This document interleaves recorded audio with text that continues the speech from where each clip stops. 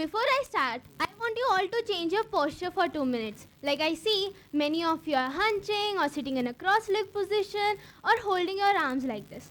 We even spread out sometimes, that's a different thing. So, I saw some people entering the room who were quite comfortable, like they weren't hesitating to look around and had strong expressions. And that showed up their confidence. And it's difficult for many of us. Yes, even for me.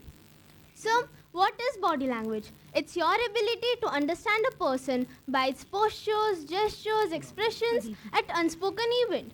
So, we are fascinated about body language, right? Especially into others' body language. Okay, now let's go online. Emoticons are very well used in online negotiation. But if we use them poorly, then I guess it's a bad idea. I'm usually not nervous for the presentation, but also me at the same time, like, hey everyone, myself Paridhi, and then I just forget what I have to talk about. It did happen to me at rehearsing time. Everyone was just laughing at me, and that was so embarrassing. Hope it doesn't happen to me at this talk time. Finger crossed. Okay. Now, coming to non-verbal behavior, then we get into interactions, communications, and but what non-verbal behavior am I talking about? The non-verbal of power and dominance. So you know my friends who look like monkeys. Okay, just kidding. But in animal kingdom, they're expanding, opening up, and making some space for themselves. And that's what we humans are doing. For example, an athlete winning a race, the posture, something like this, shows that the pride moment. So we compliment non-verbals, right? Coming to two questions, I would ask you: do you believe in fake it till you make it? It may vary from person to person. Second question: our mind changes our body, but do you think our body changes our mind? According to me, it does. Absolutely, it does.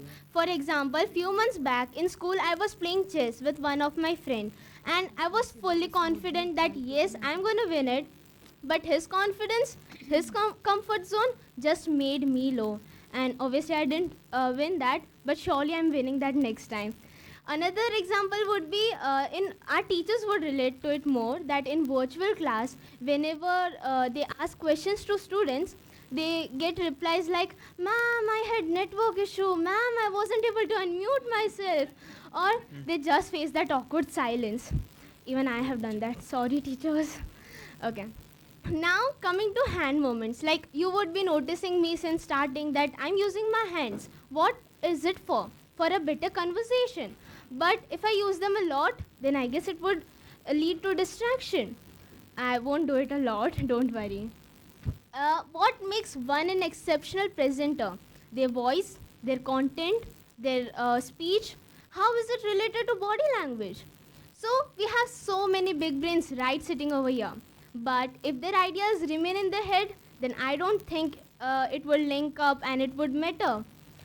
I have heard that people go through very stressful job interviews. Like they don't know how they are posing and just speaking whatever the speech is. And they are even being recorded. For example, right now, me, I'm speaking. I don't know how am I posing and I'm live on Facebook. Can you believe that? That's a little complicated, no. But if judges just ignore the speech, they would be like, we want to hire all the high power posers. So it's not about the topic what you are speaking, but it's about the presence you are bringing into your speech. Let's come up to our audience. They are the real heroes, not me, it's you. They are a very important part of journeys of hero. Okay, now it's me, the hero. But have you ever faced that boring audience, or have you ever been that audience? I hope I'm not facing it right now, because I see people are just playing with phones or nodding or a little sleepy or like, when she will stop, I want to escape from here. But you know what? It's really important to change. You need to wake up your audience. You need to grab their attention. How can you do it? By using gestures or by noticing them, like by making eye contacts. But if this doesn't work, then just go a little deeper. Like, ma'am, what's your favorite color? Nice, she got this. So this is the fastest way of re-engaging with your audience. I will leave you with Tiny tweaks leads to big changes. So whenever you go into any other depressing situation, just take a deep breath, configure your brain, and be like, I can do this, instead of being like, I missed it. And that's what I'm doing after getting off the stage. That I gave my best, I said who I am, and you're good to go with that high power poses. Thank you.